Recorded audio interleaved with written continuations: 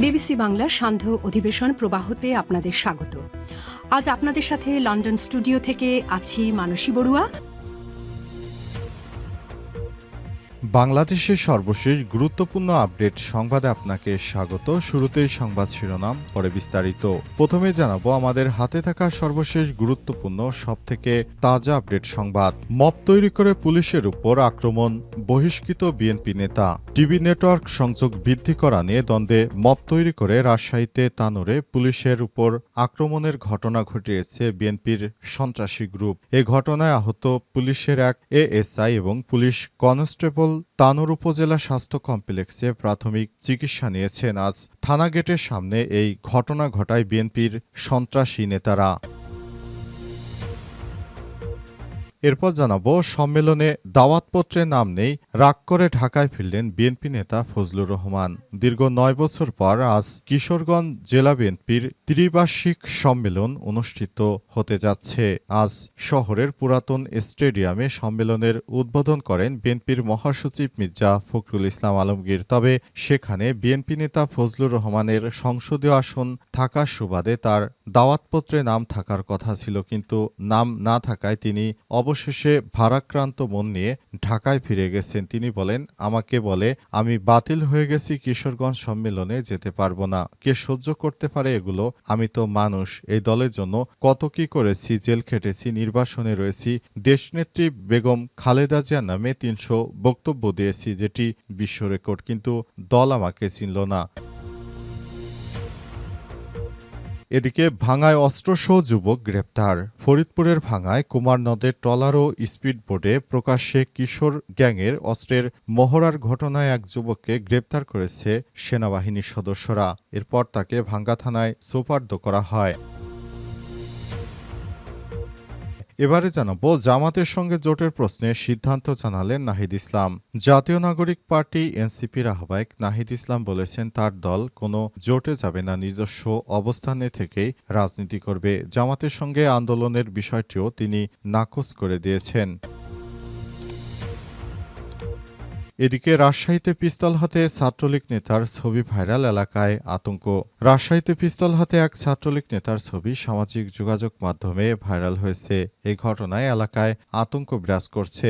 ছবিতে সাবেক মানব সম্পদ উন্নয়ন বিষয়ক সম্পাদক ইয়াসির আরাফাত আপনকে কালো পাঞ্জাবি ও মাস্ক পরে পিস্তল হাতে দেখা গেছে বলে বিষয়টি নিশ্চিত করেছে এলাকাবাসী।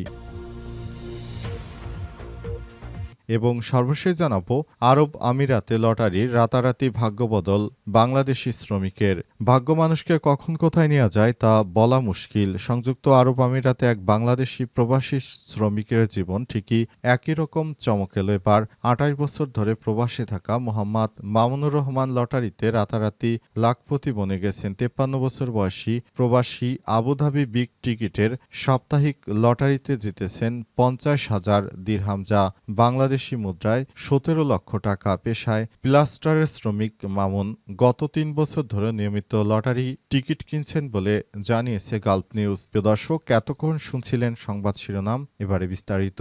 তবে তার আগে বন্ধুরা, অনুরোধ থাকবে এই সংবাদটিতে একটি লাইক দিন। এই চ্যানেলে আপনি নতুন হয়ে থাকলে আমাদের সংবাদটি দেখতে দেখতে চ্যানেলটি সাবস্ক্রাইব করে রাখুন। কমেন্টের মাধ্যমে বন্ধুরা আপনার মূল্যবান মতামত জানিয়ে দিন আপনি বিশ্বের কোন দেশ থেকে বা বাংলাদেশের কোন স্থান থেকে আমাদের সংবাদটি দেখছেন এবং শুনছেন। আর বন্ধুরা, এই সংবাদটি আপনার সোশ্যাল মিডিয়া ফেসবুকে শেয়ার করে বন্ধুদেরও দেখার সুযোগ করে দিন। এবারে বিস্তারিত। মব তৈরি করে পুলিশের উপর আক্রমণ, বহিষ্কৃত বিএনপি নেতা। টিভি নেটওয়ার্ক সংযোগ বৃদ্ধি করা নিয়ে দ্বন্দ্বে মব তৈরি করে রাজশাহীতে তানোরে পুলিশের উপর আক্রমণের ঘটনা ঘটিয়েছে বিএনপি নেতা। এই ঘটনায় আহত পুলিশের এক এএসআই ও পুলিশ কনস্টেবল তানোর উপজেলা স্বাস্থ্য কমপ্লেক্সে চিকিৎসা নিচ্ছেন।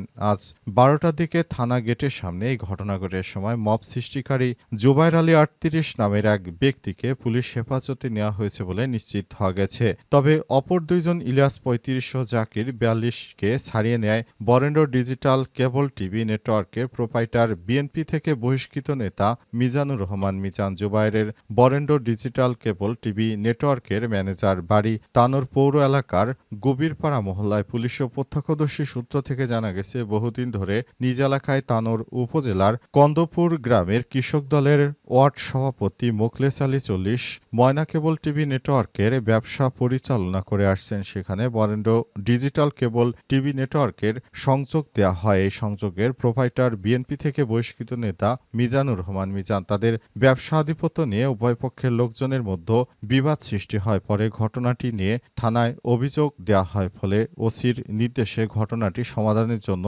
আজ থানায় বসার প্রক্রিয়া করেন এএসআই রুহুল আমিন। সেখানে পুলিশের উপর হামলা চালিয়েছে বিএনপির এই সন্ত্রাসী নেতারা। সম্মেলনের দাঁতপত্রে নাম নেই, কি করবেন ফজলুর রহমান। দীর্ঘ 9 বছর পর শনিবার 20 সেপ্টেম্বর কিশোরগঞ্জ জেলা বিএনপির দ্বিবার্ষিক সম্মেলন অনুষ্ঠিত হতে যাচ্ছে। এদিন বেলা 11টায় জেলা শহরে পুরাতন স্টেডিয়ামে সম্মেলনের উদ্বোধন করা হয়েছে। আমাকে বলে আমি বাতিল হয়ে গেছি, কিশোরগঞ্জ সম্মেলনে যেতে পারবো না। কে সহ্য করতে পারে এগুলো? আমিও তো মানুষ। এই দলের জন্য কি না করছি, জেল খেটেছি, নির্বাসনে রয়েছি, দেশনেত্রী বেগম খালেদা জিয়ার নামে 300 বক্তব্য দিয়েছি, যেটি বিশ্ব রেকর্ড। কিশোরগঞ্জে আলোচিত নেতা বীর মুক্তিযোদ্ধা অ্যাডভোকেট মোহাম্মদ ফজলুর রহমান এই কথাগুলো বলছিলেন। ফজলুর রহমান, যিনি আওয়ামী লীগের সঙ্গে এর আগে রাজনীতিতে সক্রিয় ছিলেন, তিনি শিক্ষা জীবনে ছাত্রলীগের রাজনীতির সঙ্গে সক্রিয় ছিলেন। তিনি বর্তমানে বিএনপিতে যোগদান করেছেন। তবে তিনি জুলাই আন্দোলন নিয়ে বিভিন্ন অসভ্য ভাষায় গালিগালাজ করার কারণে দল থেকে তাকে শোকজ করা হয়েছে এবং 3 মাস তার পদ স্থগিত রাখা হয়েছে। দলের ভারপ্রাপ্ত চেয়ারম্যানের নির্দেশে অ্যাডভোকেট রুহুল কবির রিজভী তার পদ স্থগিতের সিদ্ধান্ত নিয়েছে। সারা দেশ জুড়ে ফজলুর রহমানের বিরুদ্ধে শিক্ষার্থীরা আবার মাঠে নামের পর উপায়ন্ত না দেখে বিএনপির নেতারা ফজলুর রহমানের বিরুদ্ধে এই ব্যবস্থা গ্রহণ করেছে। ফজলুর রহমান এরপর কোনো উপায়ন্ত না দেখে কিশোরগঞ্জে গিয়ে তিনি ভারাক্রান্ত মন নিয়ে আবার ঢাকায় ফেরত এসেছেন। দলের অনুষ্ঠানে তার নাম না থাকায় তিনি চরম ক্ষোভ প্রকাশ এবং দুঃখ প্রকাশ করে মর্মাহত মন নিয়ে আবার তিনি ঢাকায় ফিরে এসেছেন, এমনটাই জানিয়েছে তার ঘনিষ্ঠরা।